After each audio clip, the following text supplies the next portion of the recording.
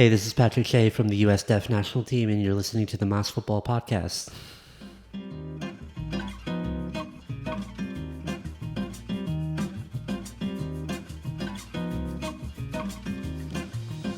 Yo, welcome back to the Mass Football Podcast, the number one soccer podcast in Oklahoma City.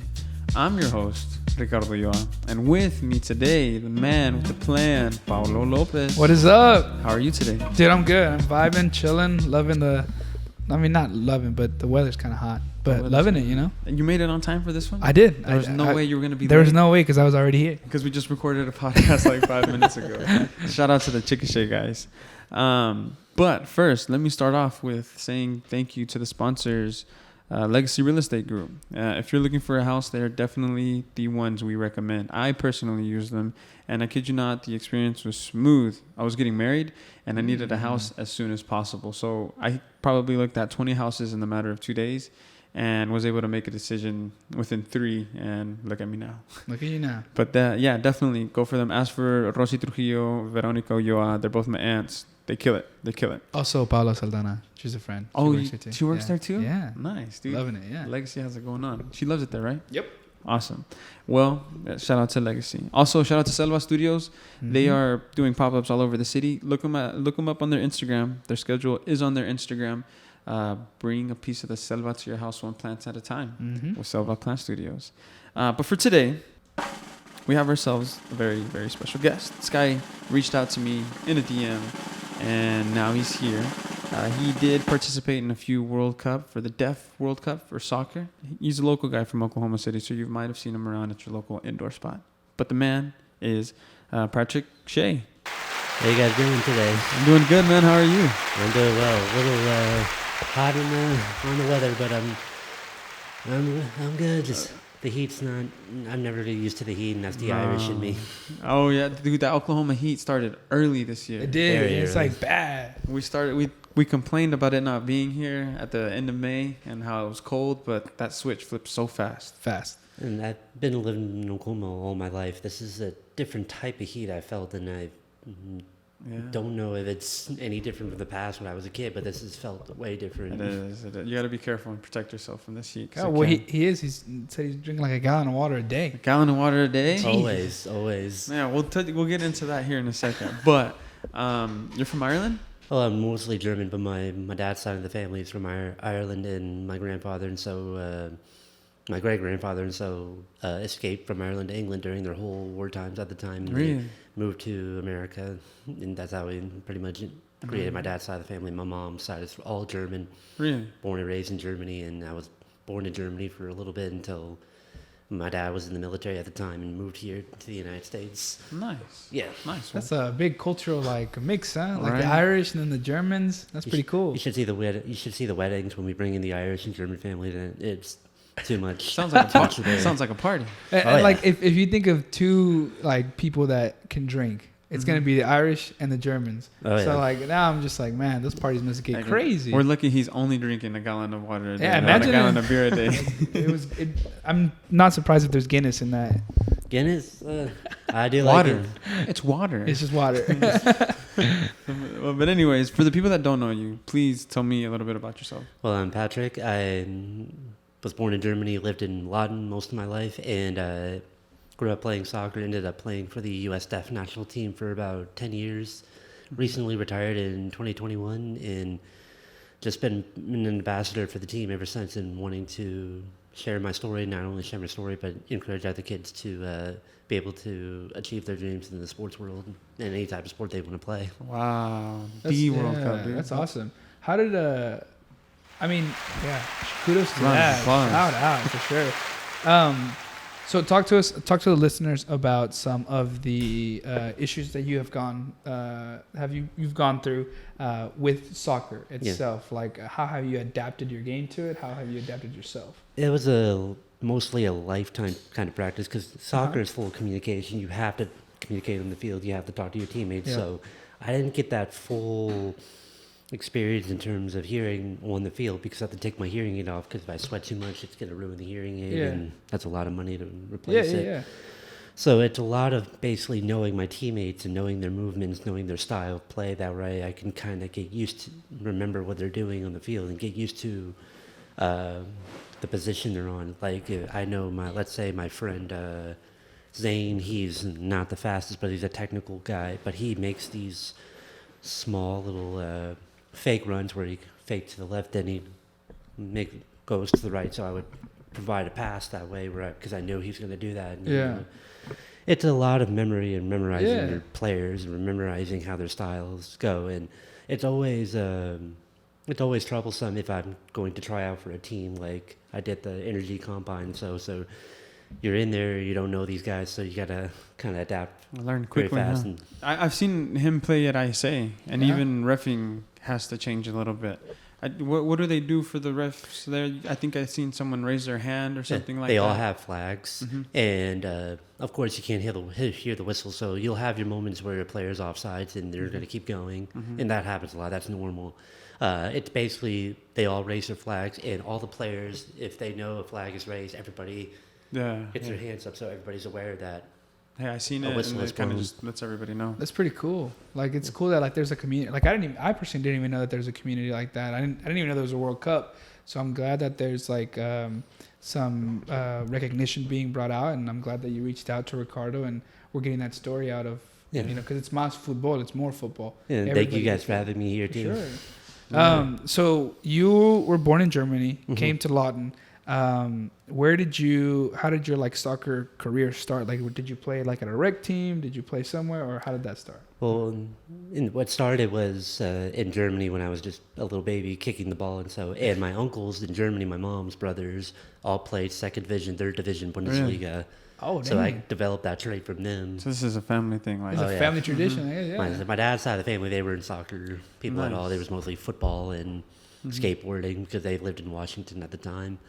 But it was a family thing from my mom's side of the family. So my uncles contributed a lot to helping me getting better in soccer when I was a little kid. roughing you up. You know Oh, what yeah. I'm saying? Oh, yeah. Who did they support in the Bundesliga?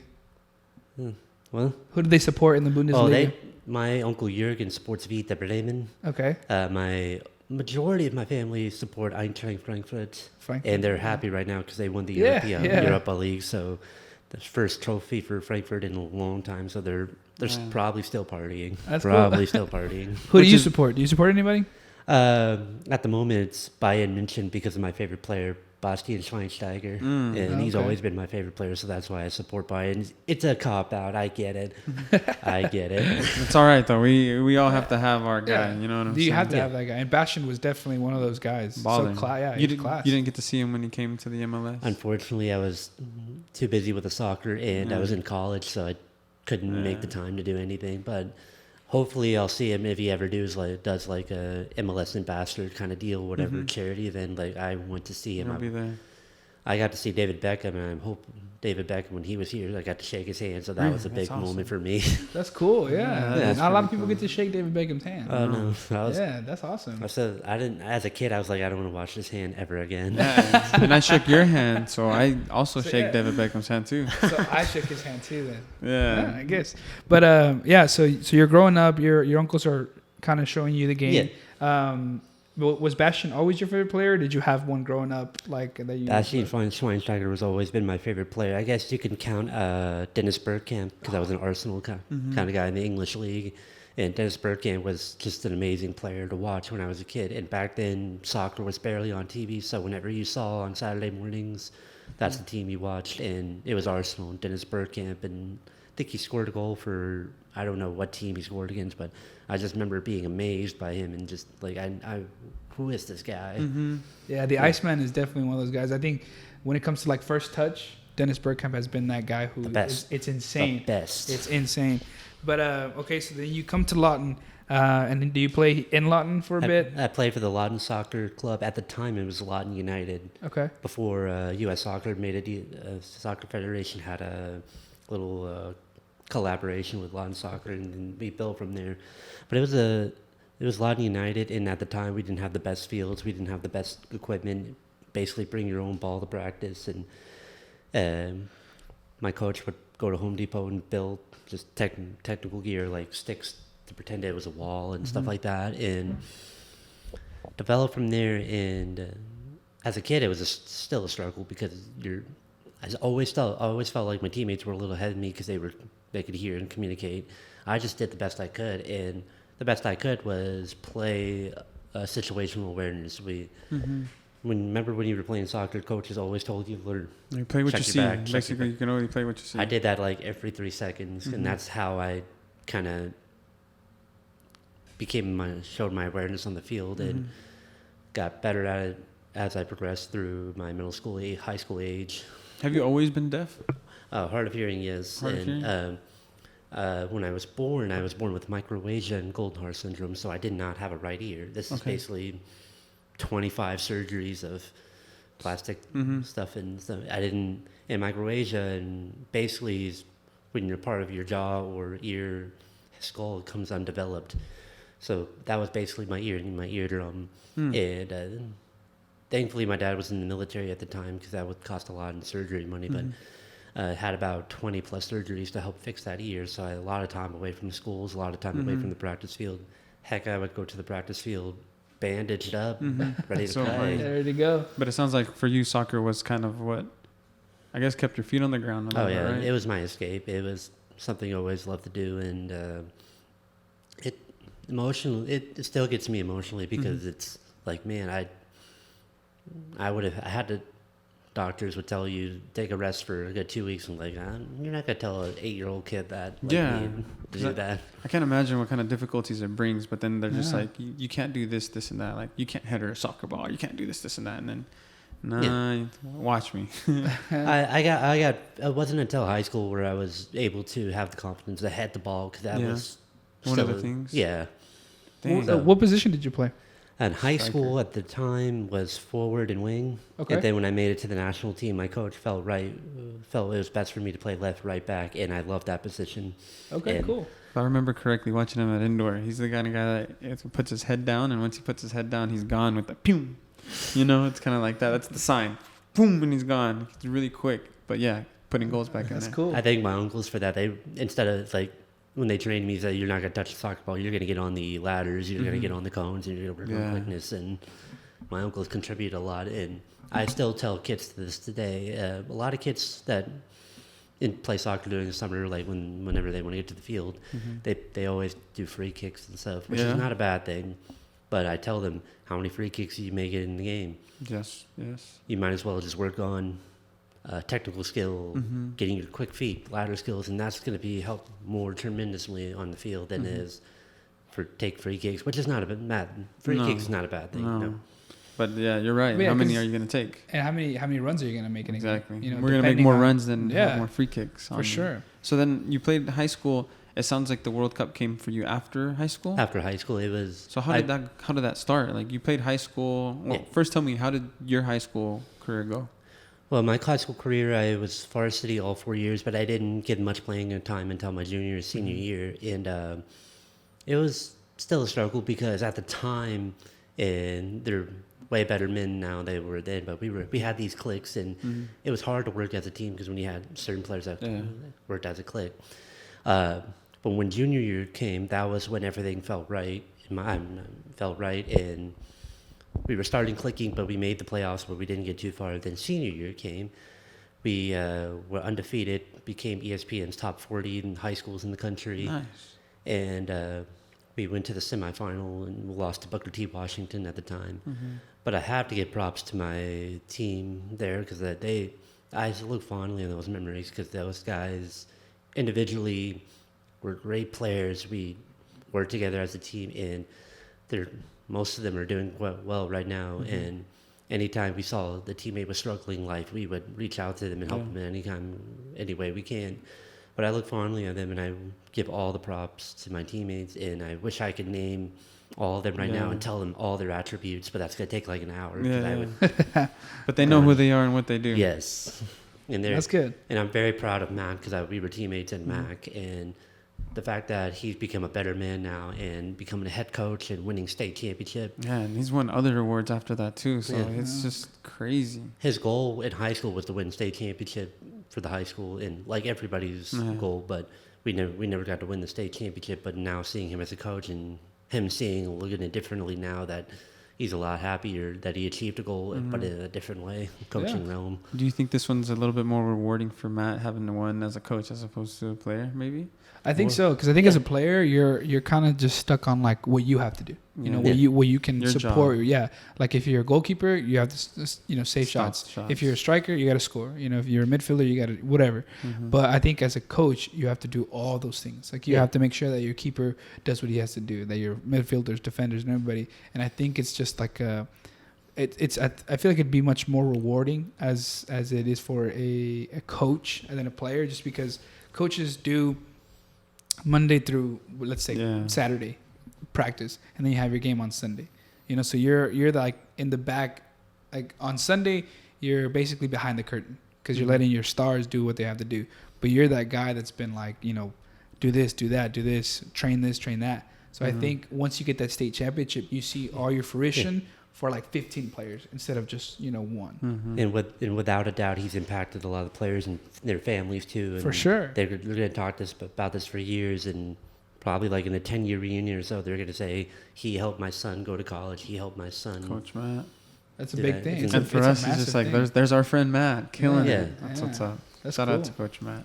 So then you play high school. Do you go play college anywhere, or how does that work? I was not recruited, now scouted, and at the time, I wasn't putting the effort because I was a very naive kid. I wasn't really the smart kid at the time, and I didn't know.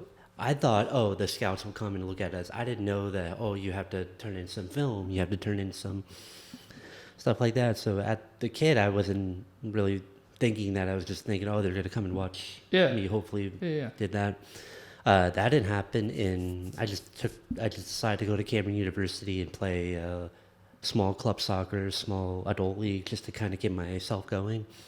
I almost went to Southwestern Christian at the time, but at the time, my gut feeling just says don't do it. And I wanted to play soccer so bad, but that something didn't feel right with me. And no negative towards Southwestern Christian. They were great college, great players. But you had received an omen, like something deep down said, this is not your time yet. No, not yet. You're right. And you know, by the grace of God, I was able to. At the time I was a kid, I was just a very insecure little shy kid. I was like, has there ever been a deaf soccer player? And I just decided to look it up. First link that says U.S. National Deaf Soccer Team. Really? I Google it up, like, oh, this is interesting. Clicked on it, and it wasn't the best website page. It was a very, like, lack of better word, cheaply made kind of website. But I love them. I love my friends then. But then there was like a contact information if you want to try out, contact, email, and so and I did that. A couple of days later, I got an email. It's like, hey.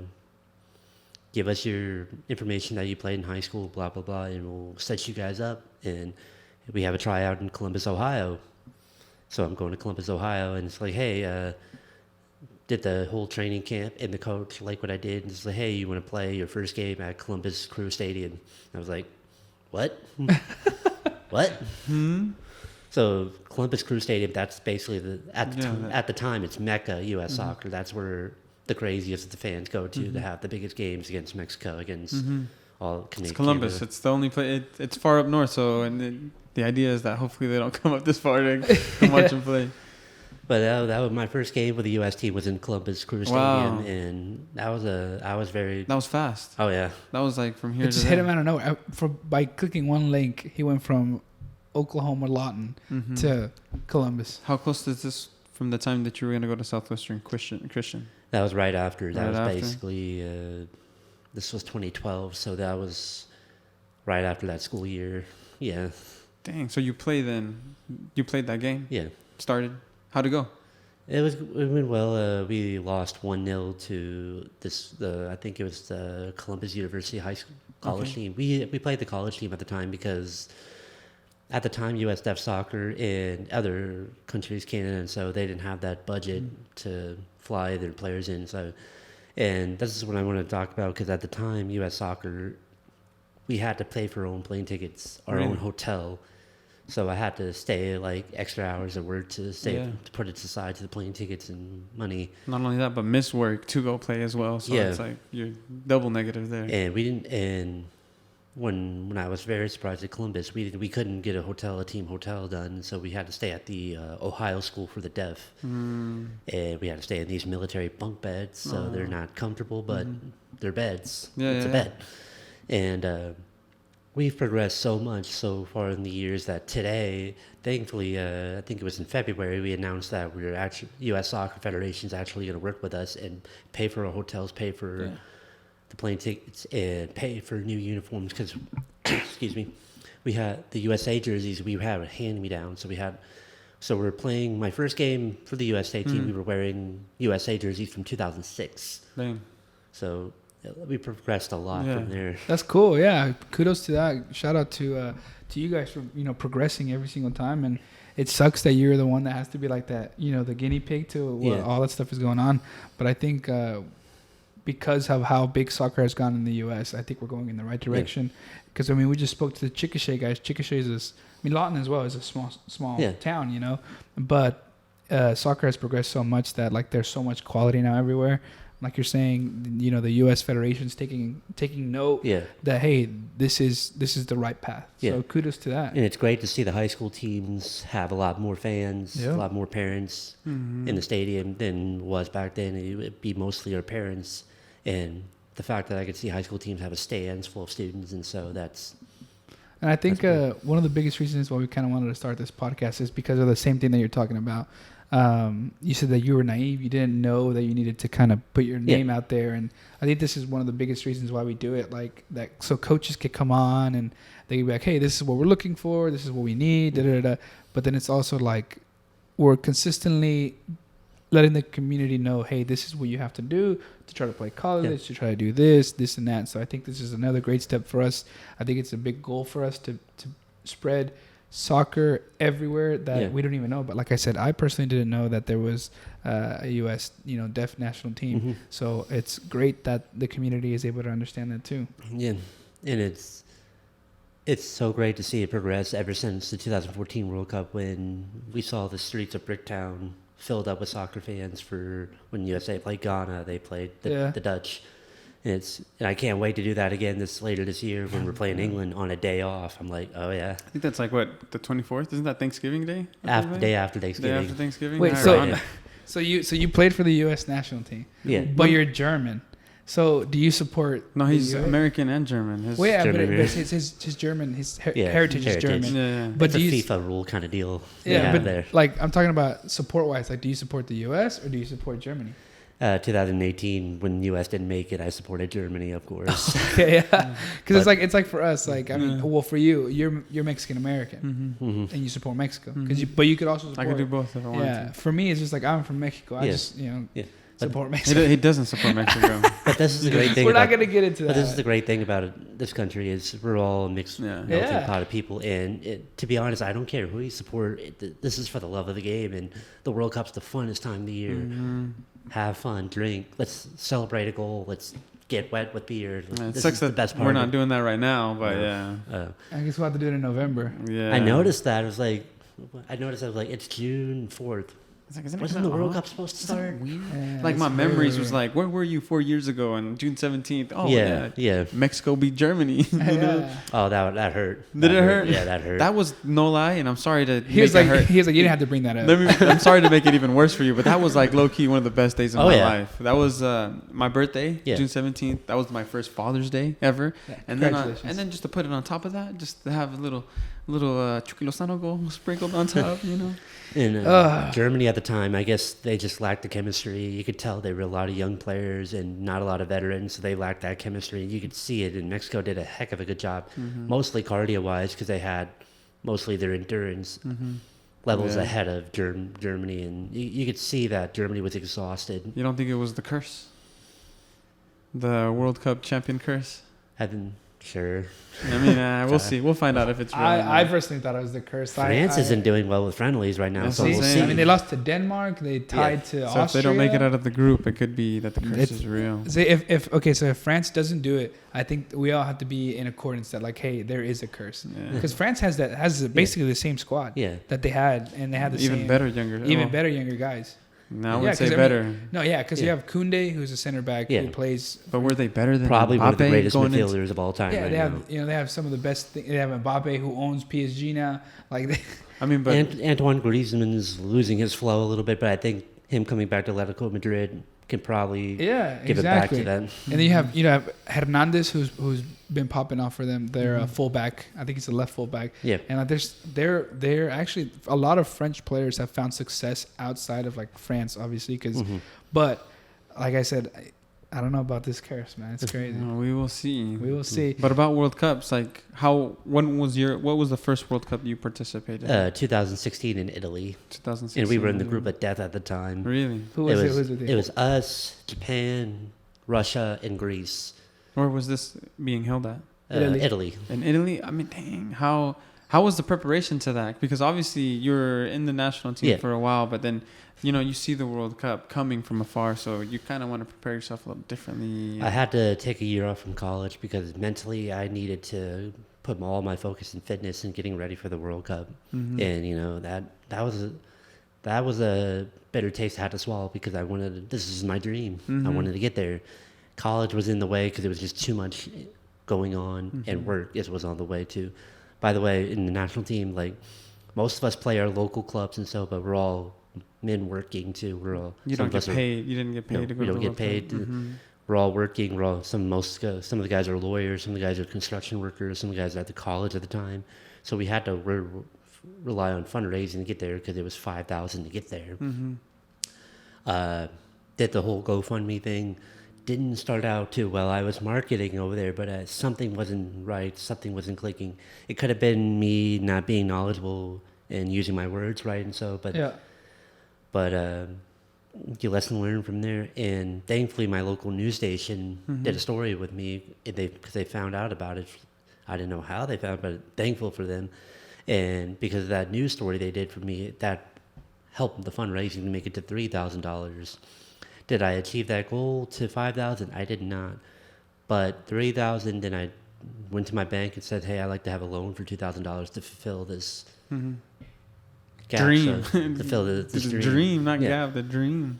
Yeah, I didn't care about paying it back. I'll pay it back, of course, but it was getting there, the goal, and I was able to get there. Yeah, That's awesome. And Italy, dude. Sheesh. That's crazy. Do you remember how it felt after you got that 5? that what? Your 5,000 to be able to go? It felt great, and knowing that I'm going to turn this camera on real quick. But yeah, keep going, keep going. it felt more sweeter getting the email to fundraise because within that email they tell you this is the 23 men we're picking to go to the World Cup, and to see my name on that felt more rewarding than anything. Yeah. That felt more important. I was like, all this hard work, all this struggle I had to do as a deaf person playing in a hearing world, and so I made it to this moment where I made the World Cup squad. Like, congratulations. Yeah, congratulations. Going to Italy, facing other, Japan, Greece, and not very many people Russia? get to hear that sentence he just said. I made it on the World Cup squad. Can you imagine? Unfortunately, sorry to bring this up, we had to play against Mexico to qualify, and we beat Mexico. So I'm just gonna repeat that. Congratulations. he shoot it back. He said, "You know what? And we did. Hey, you guys beat us. We beat Mexico. We beat Mexico." No, that's insane. That's totally insane. That's Who did you cool. play in your opening match? Japan. That was probably the hardest game because Japan, not surprisingly, they were technical. Japan's always been technical, but they were very strong. These guys knew how to fight, and we beat them 1-0 with the score. We scored the goal, I think, the 71st minute, and we just kind of held it from there. The second game was against Greece. Now, at the time, Greece wasn't the best team in the World Cup. They were last in that rankings, but we just couldn't score. We were possessing. We had like 75% possessing the whole game. We just couldn't score, so we ended the game with 0-0. And then we played Russia, which is one of the hardest teams to play against, and they creamed us 3-0. But we had enough points to progress to the next round. And this was a bittersweet moment for me because that was the same year my Uma died, and Uma is German for grandmother, and my grandma in Germany passed away that year. And we made it to the quarterfinal, and we matched up with Germany. And my coach was like, "You're starting against Germany." I was like, "Oh." Talk about fate, dude. Like, that's Yeah. stuff that you Exactly. couldn't even write. You can't write. You can't script that. Yeah. I didn't play the group stages because the coach had the best Mhm. 11 he felt was best. But when he saw how I practiced, he saw how I came in as a sub for the last 10 minutes of the games and sometimes, and told me you were playing against Germany, and I was just sitting there. I needed 5 minutes to take a moment because I didn't know how to react. So I was like, whoa, I'm playing against the country I was born in, where my uncles trained me at, and now I'm playing against them. And Can you imagine, dude? How was that talking to your family? Did you call your parents? I called my mom. I didn't technically. The whole international calling is a lot of money, but I texted. I DM'd my mom. And I told her I'm playing against Germany, and she was just sitting there like, dang, cheering on, That's just good. happy. That's insane. And then you suited up. I guess they have you guys walk out. You get hear your anthems play right before the game. How's that feeling? That was the best feeling ever, to stand next to 11 of my teammates and just hear the national anthem play. Yeah. No, I don't. It's hard to describe the feeling because you have to be there to imagine it. And I hope that a lot of players that I coached and a lot of players that I helped get to the U.S. team can feel that feeling, because that's no other feeling you'll be in. Without playing against Germany, a country I was born in with my mother's side. It's surreal. I've never been more nervous for a game in my life, to be honest. And nervousness is good because you care, you want to do well. And it was a great back and forth game. We played against them. They scored, then we scored with our midfielder Trip Neal. He scored an amazing 35-yard rocket banger against Germany. It wasn't until about the 85th minute where Germany were able to find that spot open and score, and we were just trying to get that goal before the time runs. And unfortunately, we knocked out in the quarterfinal. Germany, but still made it to the World Cup. Yeah, started, got to play against Germany. That's insane. And this is 2016. Yeah. So at the time, how the tournament works, in the FIFA tournament, if you lose in the group stage, you're going home. Right? Because we have to stay there and fulfill our last week and a half. You play for rankings. So when you lose the group stage, and so you play for rankings. Our next game was against England. We went to PKs with England. We beat England there you in go. PKs. And I always had that in the back of my mind. Like, what is it with England not winning in PKs? Yeah. At the time. I want to talk about other curses, right? Yeah, that is definitely a curse. Did you start that game as well? I got subbed in for about the 60 minute. I got subbed out around the 80th minute because I was hurt. I got hurt, and I was like, "Get me off because I can't continue." Yeah, it's better to have someone. You acknowledge that it might be best to have someone else on there. So you have to, because you don't want to. Yes, mind over body. Yes, though, but this was at the time. This was when I was hurt with I can barely get going, so I need to get off because I don't want to be a detriment to the team while in play. Dang. So then after this World Cup, you get called up again for the World Cup in 2020? Was it 2019? 2020 happened, and then COVID happened, and they had to cancel it. Then the World Cup for that will happen in 2023 because they just didn't know when it was going to end. Unfortunately, on July 2021, when we were at training camp, that was at the moment in my life where I did this all my life. I did this for almost 10 years in the U.S. team. And at the time, I was just mentally and physically exhausted. And my mental health at the time wasn't that great. And I wanted to speak out to the players. And so it's okay to say, hey, I need to take a break, or hey, I need to walk away. Because at the time, with working and try to save money for plane tickets at the time before U.S. Soccer decided to work with it, and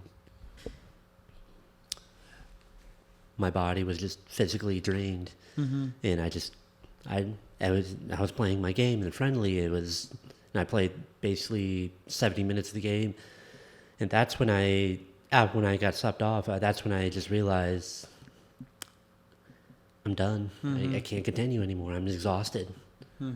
And had to go to a doctor after that, and finally had the answers that why I was feeling exhausted, why I was feeling fatigued, not only for my mental health, because I was seeing a therapist after that, but my doctor said you were having a metabolic imbalance where you have a hard time losing weight, you have a hard time you're gaining weight, it's slower to lose weight for you. And that's at the time when I realized, oh, that's why. That's why you're feeling the way you Yeah. do, because that also affects the way that you feel. So. Yeah, it was hard to stay focused because it was mostly my endurance was struggling. Mm-hmm.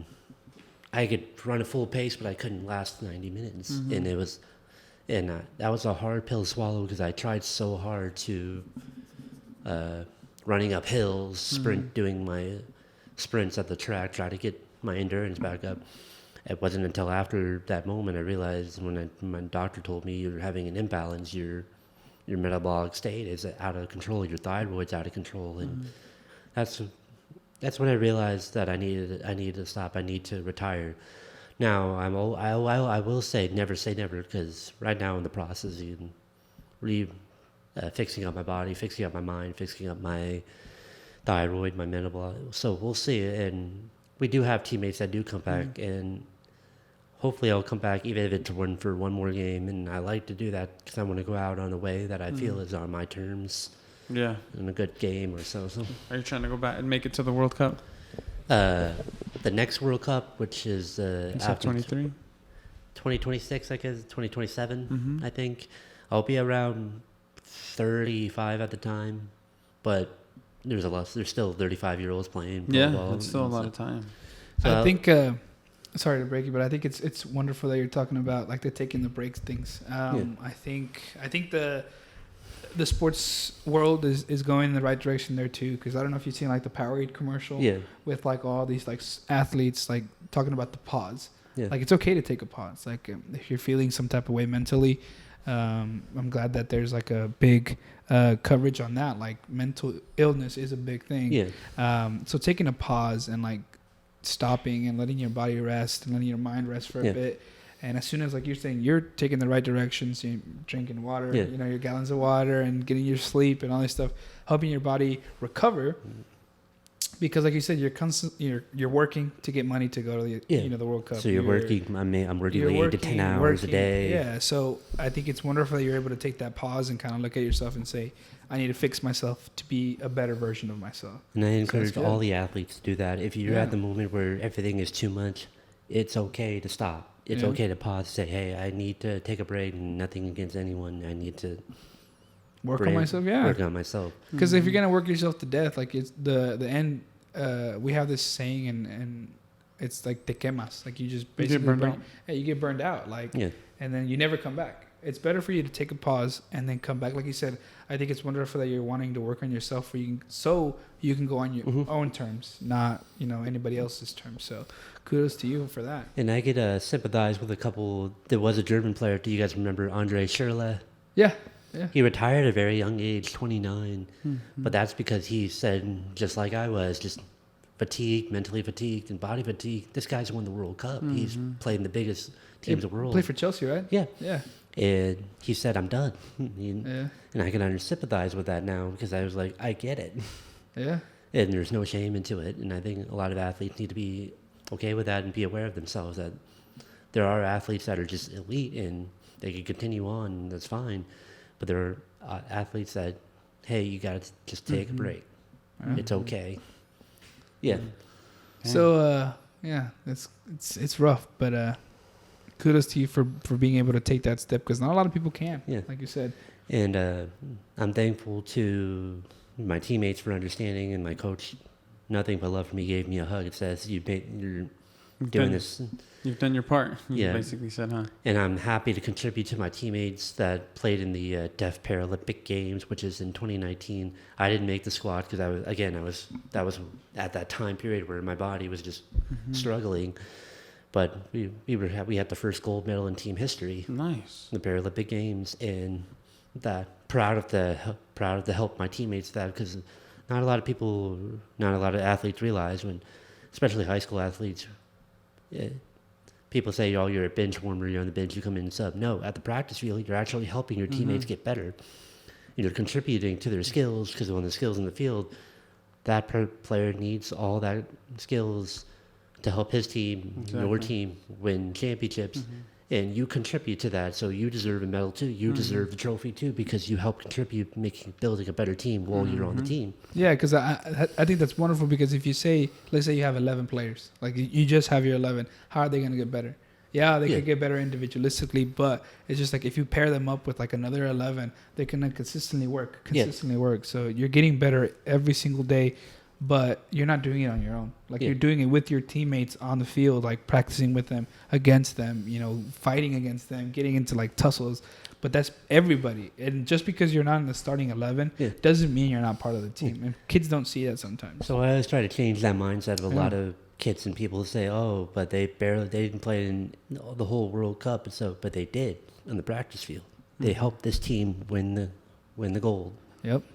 I think people that think like that are just they're wrong. Period. Yeah, they're so wrong. Even as little kids, like that's someone would say, you know, you're only as good as your worst player on the team, and you're right because when you practice with your 20, like the good players need that challenge, and you know it just goes vice versa both ways. And I also want to give a good shout out to one of my good friends, Kellen Acosta, who plays for the USA team in LAFC right now. We're good friends. We text each other. He would always give me wonderful quotes and wonderful Bible verses to kind of keep my mind in positive frame. So I thank him for that a lot. And he's doing well with LAFC and killing it. And I'm very proud of him that he's getting better. He's going to be playing next to Cellini. Right, isn't that wild? That's insane. That's insane. This is the way soccer just does that. And maybe possibly against Messi in the next few years if he goes to Miami. Who knows? My money's on Argentina in this World Cup, to be honest. You think so? I think so. They're a really good team. They're a really good team. I like them too. I think they have I don't know, Brazil or Argentina though.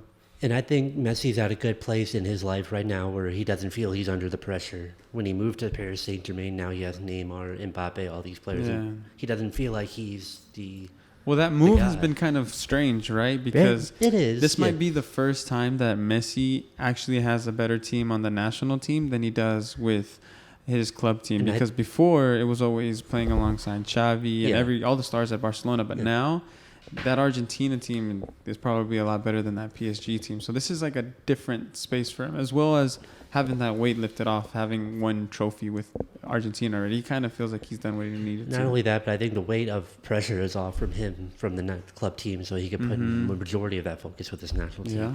And I think that's leading to their success possibly winning the World Cup. And I hope it does, because they're a really good team, and Messi deserves it. Yeah. If you've seen his current games, he's like back to prime Messi. Yeah, like, and that's what he's playing like 2008 Messi. Like, well, the team caters to him now. Yeah, and I feel like they just have figured it out. And I want to speak back to the high school days when I was in high school. My coach Jared Cleveland, he was big Barcelona fan. Our style was tiki taka. That helped us get it to the semifinal before the state championship. And tiki taka works. Unfortunately, it faded off because a lot of teams started to figure it out. But tiki-taka at the time was excellent. That's the one thing everybody wanted to emulate. You know. It was because that's beautiful soccer.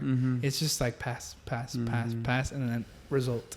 Like it's just wonderful. I'll admit it does bore me, but then it clicked for me. Then I like, oh, I get it.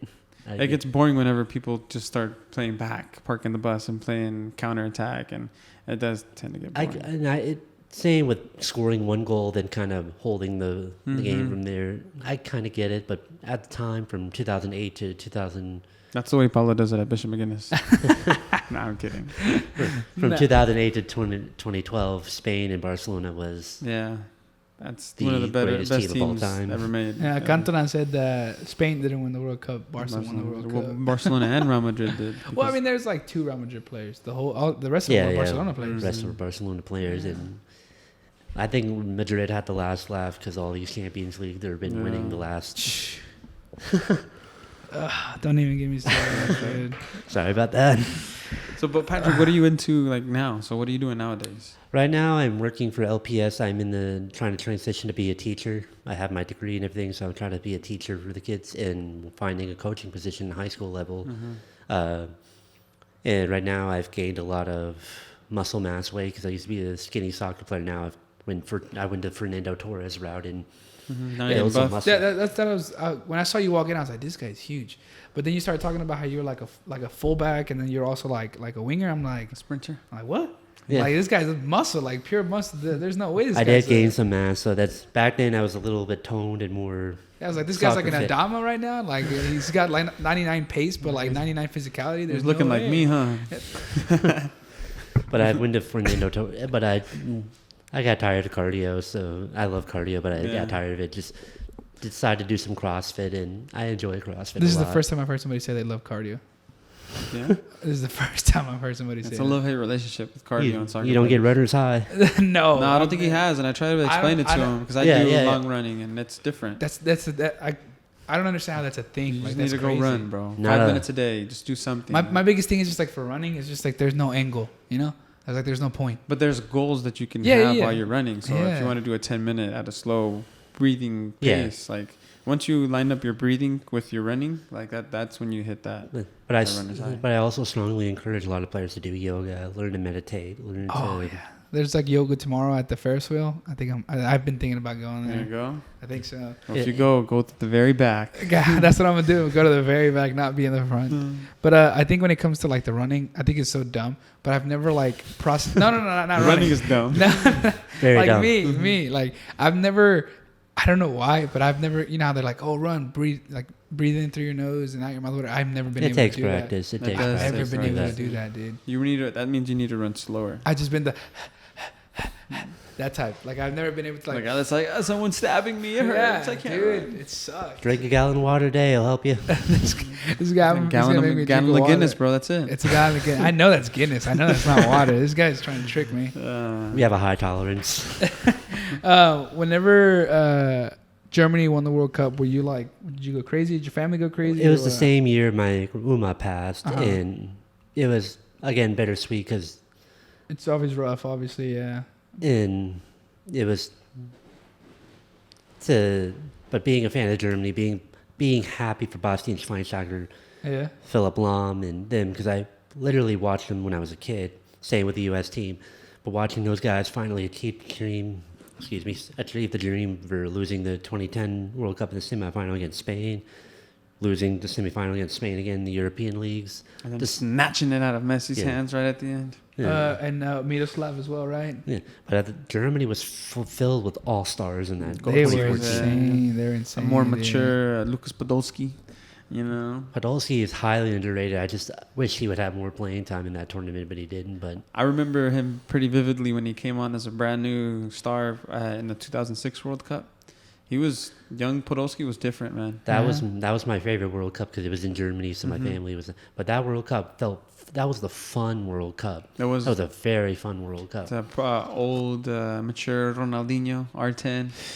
Long. And Messi's first World Cup that time. Mhm. Argentina was a good team. It was very much like a passing of the torch kind of Yeah. World Cup because old Ronaldo was on that Brazil team as well. Zizou? Zizou, that's Zizou's headbutt World Cup right there. That one was special. That one was good. I missed that Brazil team. They were a great team. I man. love watching the YouTube videos. That was an era. Oh man. The 2002 World Cup, I was still a kid, but that was a rough World Cup because you have to get up 3 a.m., 4 a.m. because it was in Japan. Mm-hmm. So you have to, if you want to watch a live game, you can get up at 3 a.m., 4 a.m. But if you want to watch a replay, you sleep your normal hours and watch a replay at afternoon. But no one wants to do that because you already know the score. Yeah, because like it's the same thing. Like the Olympics came, I wanted to watch like the things, but it was like super 3 in the a.m., morning. 4 a.m. Yeah. Stuff to watch. Yeah. But I think what are your thoughts on so like the Germany coach has been there for a while, right? Yeah. Joachim. Fleck or What do you think on that? he's think it's doing gonna great be- with them. I love that he's bringing back some of the veterans in because at the time I forgot his name. What was the original German coach? Joachim Low. Joachim Loeb, yeah. He basically kind of pushed the veterans away. He wanted to introduce new players and younger players, but it wasn't working. Yeah. It wasn't working. I guess had that lack of leadership on that team. I guess you could count Kimmich for being a leader because he's a great player Yeah. in his own right. Kimmich is my favorite player in the German side. He reminds me exactly like Lahm. He Yeah. has that style and Yeah. has that. And to see Flick come in and bring in a couple of veterans back in, like Thomas Müller, Kimmich is kind of in that veteran role he's now. he's like in that little vibe. But to see him bring some of the players back, and Germany's been doing great with the friendly, so I hope to see him go far in the World Cup. If they win the World Cup, then great. But I'm mostly gonna put my money on Argentina. Me too. Yeah, me as well. Like it's either gonna for me, it's either gonna be Argentina or Brazil. Now, I think England is struggling right now in friendlies, but England's been killing in tournaments and making it to the final with the European Cup. That was sad for them. For the penalty kicks. Yeah, I always talk to Ricardo about it. Some of the coaching staff that I work with, they're all English. So I went to go watch the Euros with them. Yeah. It was just like me and like all these English guys. And there's like a couple of French guys there. Yeah. And like the French guys were just sticking it at the English guys. And it was so rough to The French watch. and English don't like each other. Trust me, it's don't. not really a soccer thing. It's a lot of history kind of thing. Oh yeah, it was rough. Like watching them get so like crazy and happy in like the first 2 minutes because Luke Shaw scored. They're like going crazy. And watching it and then slowly watching, get ripped away. And then just like Tables were flipped. Yeah, They were gonna get flipped regardless, but tables were flipped. And I felt bad for England because it was in Wembley Stadium, and the fans breaking the rules of the COVID rules because at the time they could only limit it, and they didn't care. They just stormed that stadium. I think it's like the best thing that came out of that was like you know how they were like, oh, it's coming home, and then I think it was Bonucci who like came up to the camera and he was like, it's coming to Rome. I was just like, whoa, Bar. Bro. That's a bar. Like, this guy. That's a bar right there. Bonucci and Chiellini, to me, probably the best center backs of all time. Best pair. That's what Mourinho said too. He's like, I think they could both be professors at a university and show you how to be the best center backs. Center backs. Who's the best deaf soccer player of all time? Right now, it would probably be my old teammate Matthew Eby because he was the only one that made it to the pro level in USL. I think he played for the Richmond team back. This was USL's early days. But right now, in terms of current young kid, 21 years old, Brandon Anderson, we were at training camp in Louisville. That was the one where I told my coach, I'm done. Yeah. He got scouted by University of Louisville, University of Kentucky, just for that training camp alone. He's sick. Jeez. And to see him doing well, and I'll be surprised if he doesn't make it to the USL or MLS level because he's a really good player. And we got a lot of young guys that are killing it right now, and I'm very proud of them. And I was glad to be that veteran at the time to guide them, to give them all the notes, give them all they need to prepare for camps, prepare for all this. And hopefully with the 2023 World Cup, 2023, next year, they're going to do well. We went to the Deaf Olympics happened actually earlier this year in March. That was supposed to happen in 2019, but then 2020, that COVID hit because we had two tournaments the same year. And we made it to the quarterfinal. We lost to Turkey. And Turkey right now is the number one deaf team in the world. That's what my next question was going to be, who the number one team is right now. Turkey, Germany, and what was third? Ukraine. Who has the most World Cups under their belt? Turkey. Turkey, really? Turkey.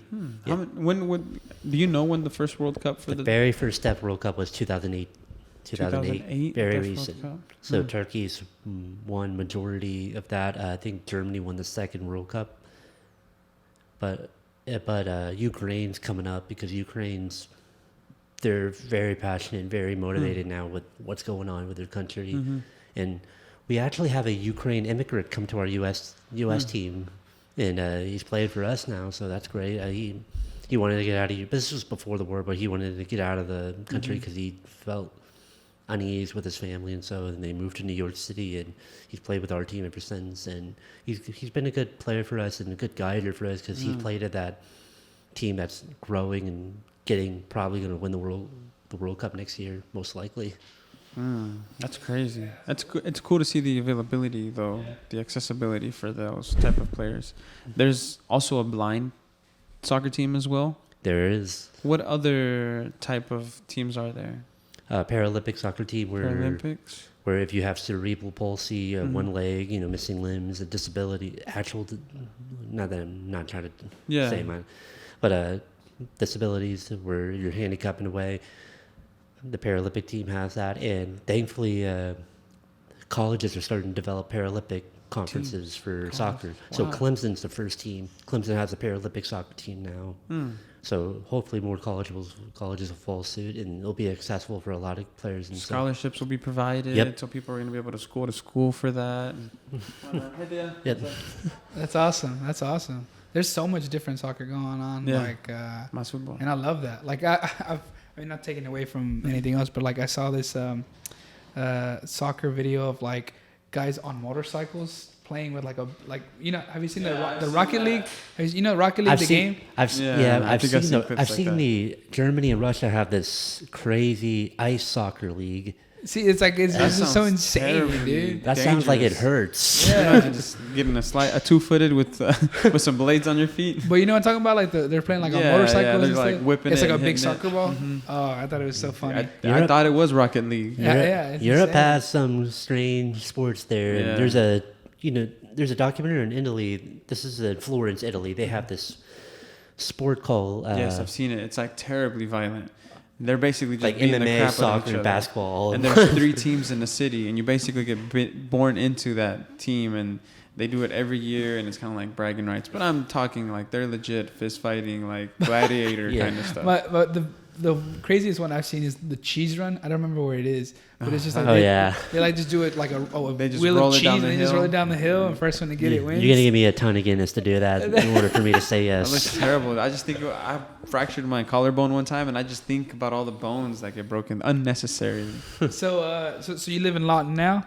Currently, Lawton, I am trying to move to Oklahoma City sometime. I think it's just finding the right opportunity and career, and find the right career that helps pay the bills right now. Because I owe student loans, so I have to make sure everything's right so I could live. And you're also looking for a coaching position. So if there's any high school programs in Oklahoma City looking for their coaches, Patrick Shea is the guy I'll that look guys. into it. I know him there's Crooked Oak is looking for assistant coaches. So you might I'll wanna talk look to into Matt that. about that. We'll see how it Because happens. somebody, my AD from Bishop, hit me up saying that they were looking for assistant coaches. So that could definitely be something. They were trying to get you to go be the coach over there. They're trying to kick me out. They're just like, hey, Paolo, there's an assistant coach position at Crooked Oak. I would love to work for the Energy too, not as a coach, but somewhere in the background, like working in ticketing and so. Because I love to be around soccer. I like to be working for a type of business. I want to learn within the business. Yeah.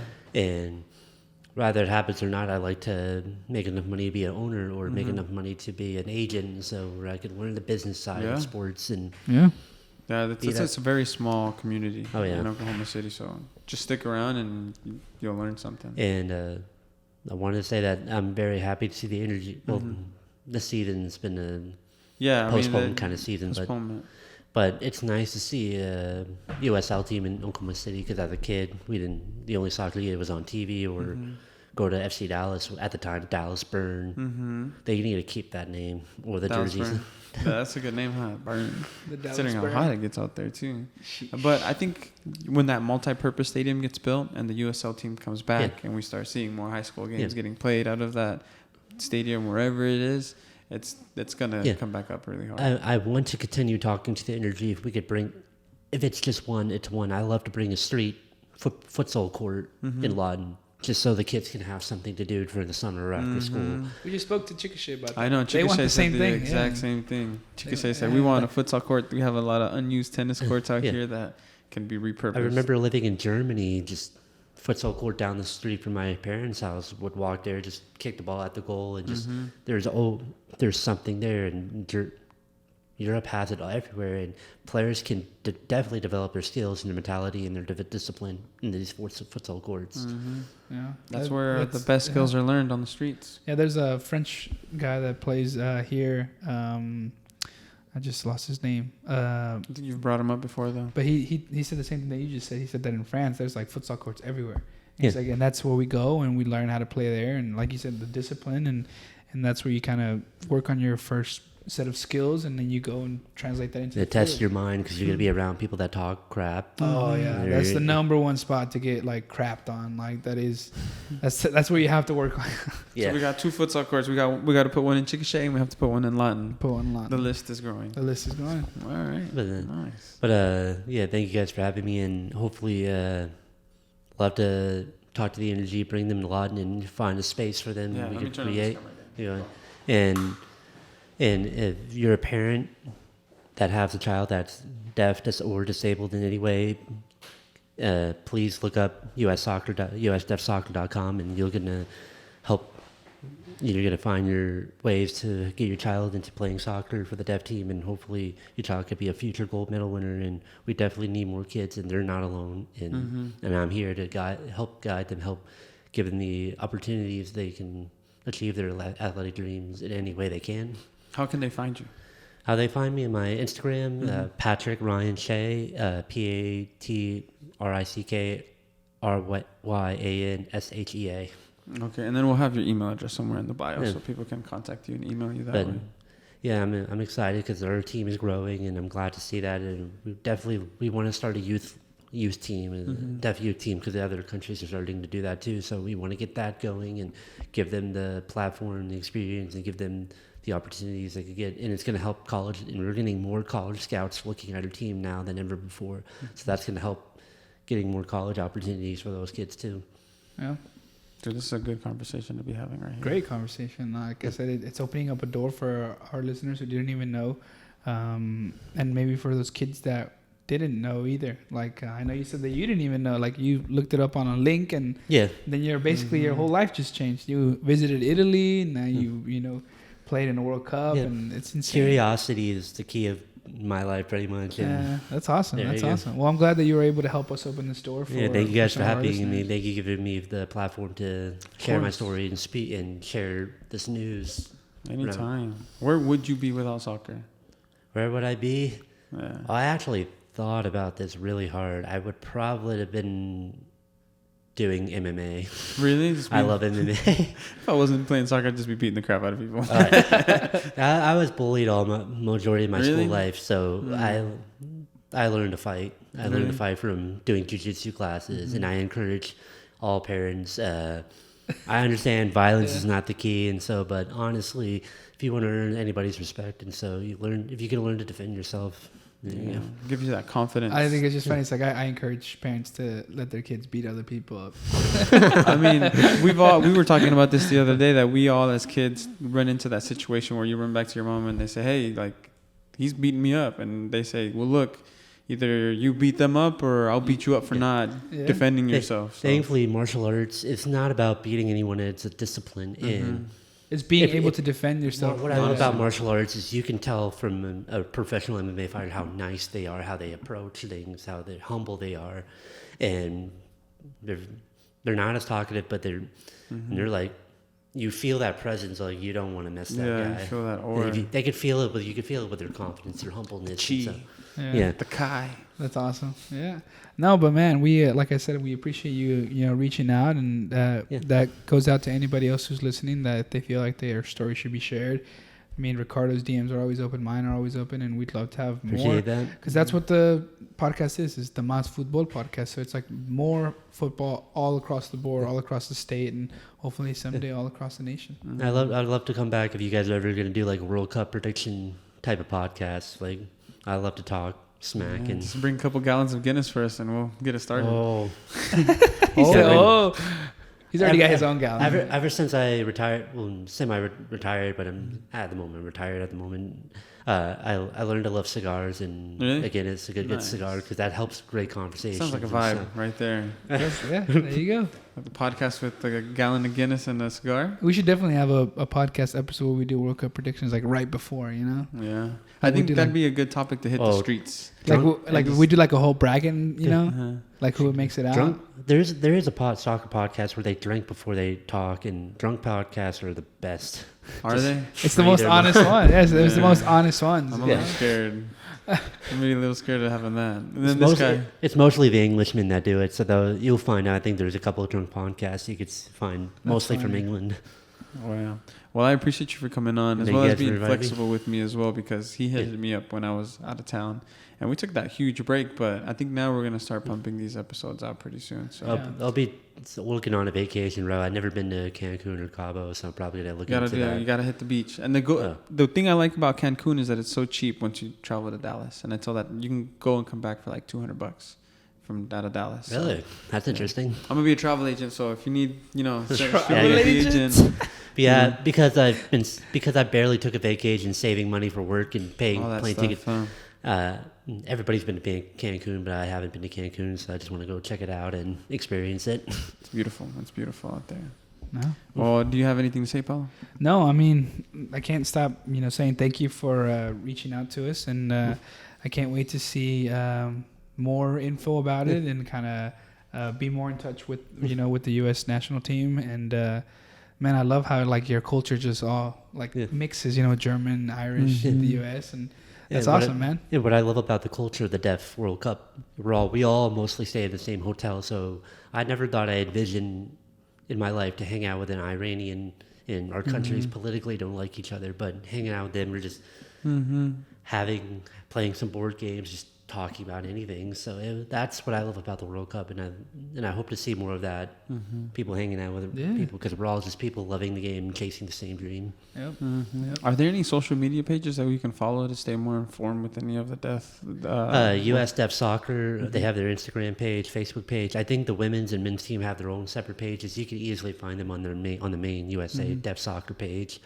Is there any Oklahoma association for any of that kind of stuff? Say it again? Like an Oklahoma association I currently want to work on that. I just don't know who to contact. Oklahoma, the OKC American Outlaws been helping me tremendously with funds and spreading the word out there. And I thank Colin Mall for that, because without him and without them, I wouldn't be here getting my way to the training camps. And so, because Matt would, Colin would say, "Oh, when's your training camp? About 2 months. I gotta save up money for it.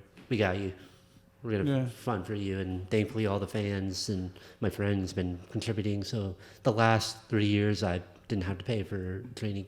I ask because I feel like there's an opportunity to where we can help. Yeah. Whether it's just getting the word out or spreading some information. And you could donate to the U.S. Deaf Soccer, because that money's going to go towards travel, go towards players that need a little bit extra.